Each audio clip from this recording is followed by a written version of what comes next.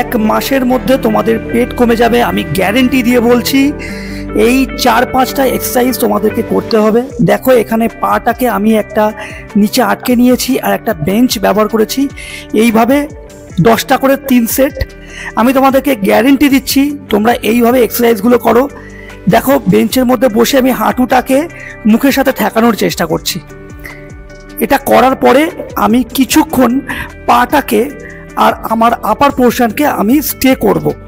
এইভাবে তোমরা 1 মাস প্র্যাকটিস করো এবং এই কটা এক্সারসাইজ তোমরা করো, দেখবে তোমাদের তোমাদের গ্যাসের সমস্যা মিটে যাবে।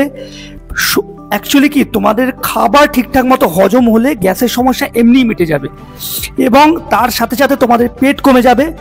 এবং যারা পেট না কমার কারণে দৌড়াতে পারছো না, আমি তাদেরকে গ্যারেন্টি দিয়ে বলছি তোমরা এই এক্সারসাইজগুলো প্রতিদিন করো, সপ্তাহে অন্তত 5 থেকে 6 দিন এবং 1টা মাস করো।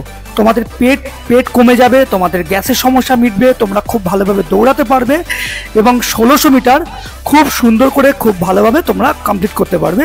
জয় হিন্দ, বন্দে মাতরম।